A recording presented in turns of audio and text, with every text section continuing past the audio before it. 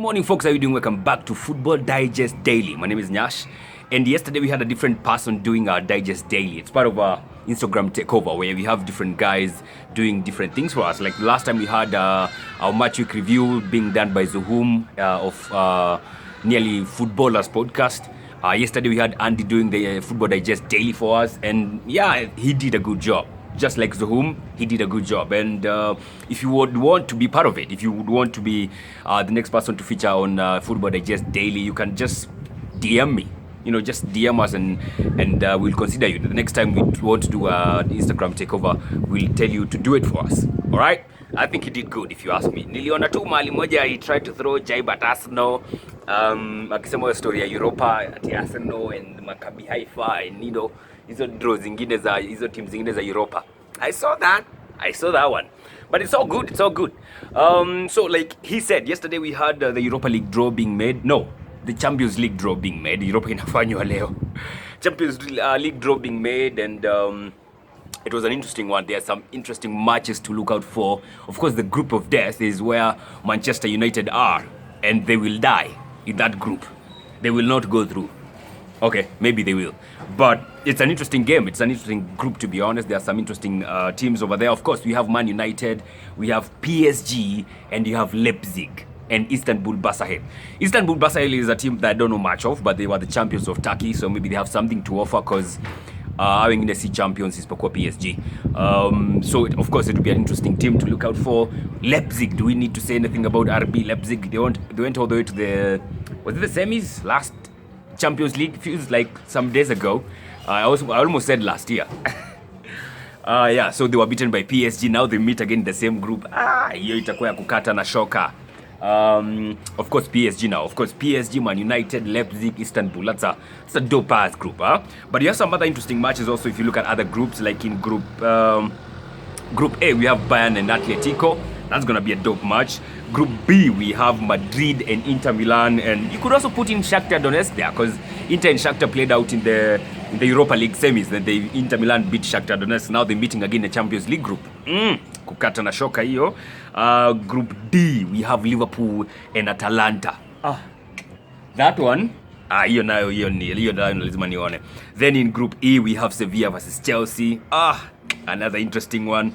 Group F we have Borussia and Lazio. Yeah, it reminds me of a certain was it Champions League or Europa?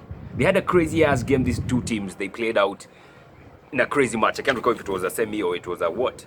It was a Champions League tie or Europa League. I can't recall, but of course it's gonna be a dope match.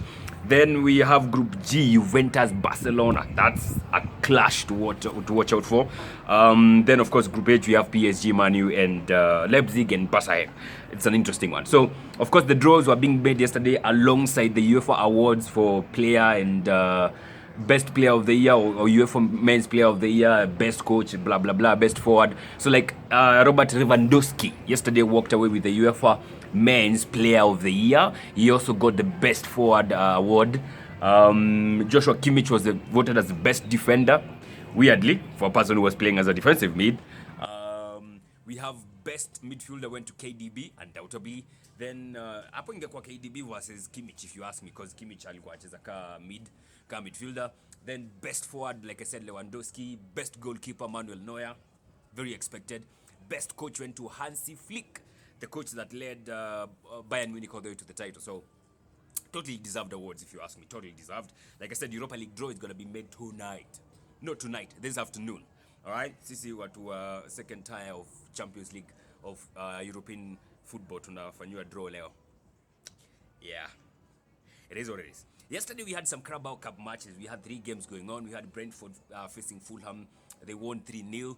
We had who else was in action yesterday? Aston Villa were playing against Stoke City. Aston Villa lost. We had Arsenal taking on Liverpool at Anfield, and we won on penalties. And one guy in particular called Leno was on steroids yesterday. Leno was on steroids. God damn, the number of saves. Actually, he made 5 saves. Brilliant saves. Zile are like, hey, hata ukiwa opponent ukiwa na keeper akisave you, like, okay, bruh, what's up with you? Like, he was good yesterday. And not only did he do those saves in normal time, he went to the penalty, of course he went to the penalties, and he saved 2 pens. One against Wilson and the other one against Divock Origi, man. Of course, he was the man of the match. I mean, and for me, that just cements the whole essence of Bernd Leno being our number one. Stories are Martinez, najua watu wameongea, even some Arsenal fans, saying, oh, Martinez atungemuuza, oh, angalia Leno vitu anafanya. Uliangalia vitu zenye Leno alifanya jana. I hope all those guys who are doubting Leno, they saw what he did yesterday, and you have put that story to bed. Your story may die. Let's not talk about, oh, Leno, Martinez. That conversation, kaput, done, over. Alright, he had a fantastic game, to be honest. I loved every bit of it. So, the quarterfinal draw was made for the Carabao Cup. We have some interesting matches too. Hey, listen to this one. We have Stoke City shall be taking on Spurs. Then Brentford shall be taking on Newcastle. That's a very easy one for those two.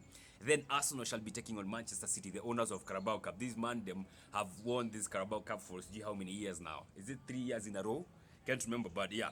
Another interesting tie between Arsenal and Man City in a cup match. Then Everton shall be taking on Manchester United. That's gonna be a cracker, man, cause I mean Everton, the way they are cruising right now, these dudes are just flattening everything they come across.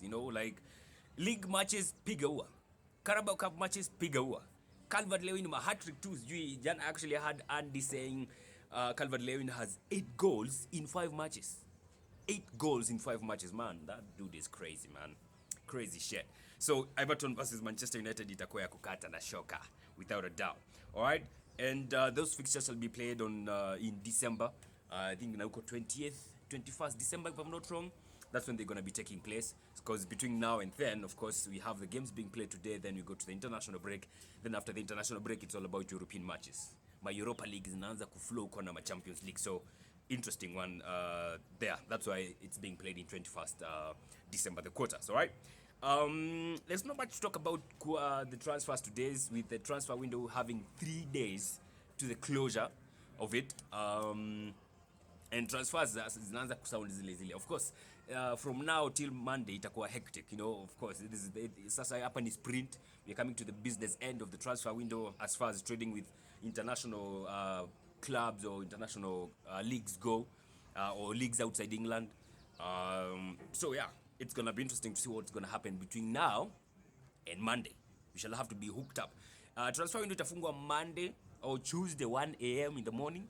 That's when it's gonna be 1 a.m. in the morning. That's when it's gonna be closed, and we shall be seeing what shall have happened by then. Of course, tutajua kama United are going to sign Ousmane Dembele. They were linked with him yesterday and the day before yesterday. Tutaona ka Chris Smalling will move out of Manchester United. Kama Arsenal will be able to offload likes of Kolasinac, Torreira, and Socrates Papastatopoulos. We shall see if Arsenal can bring in likes of Thomas Partey, Hasim Aouar. If Chelsea are going to sign Declan Rice. If Spurs are going to get Vinicius. By the way, I think Vinicius is going to come. He's a striker. If they're going to get Skriniar, we shall be seeing that. Who else is making signings? We shall see Manchester City. I don't think Manchester City are making any signings, and Liverpool. So all those deals shall be interesting to see, especially Hasim Aouar in Arsenal, because yesterday I saw somewhere Get French Football News quoting L'Equipe saying PSG have thrown themselves into the mix of Hasim Aouar. So Arsenal have to kind of hurry up on that business, because hey, PSG wakiingia pale, why would PSG want Aouar? They have Verratti, Idrissa. Those are the only midfielders. No, the Draxler. Neymar even plays as number 10. I don't know. But they have Herrera. Yeah, so they have some good guys. I don't know why they're interested in Hasim Aouar, but seems like they are in there. I don't know if it's fabrication ya Lyon president, because anajua kucheza mind games ama ni aje. I don't know. Time will tell on that one. We shall see if Memphis Depay shall go to Barcelona. And all other businesses, we shall see who's going to be going where. All right. Of course, Bayern Munich are also maybe in the hunt of a right back, so we shall be seeing who they'll get. So quite some interesting aspects to check out for during the weekend, and as far as the transfers goes. Then also yesterday there was, of course, the Europa League qualifications. There was a crazy match between Rio Ave and AC Milan. They were playing in Portugal. My God, penalties zilipigwa huko. Ai, yani mapiga penalties first round, kila mtu anafunga. Second round, first round walikadi goalkeeper apigane. Goalkeeper Donnarumma akauza juu, goalkeeper Rio Ave akapura huko juu. Second round, sasa mnaanza kupiga penalty na starting afresh.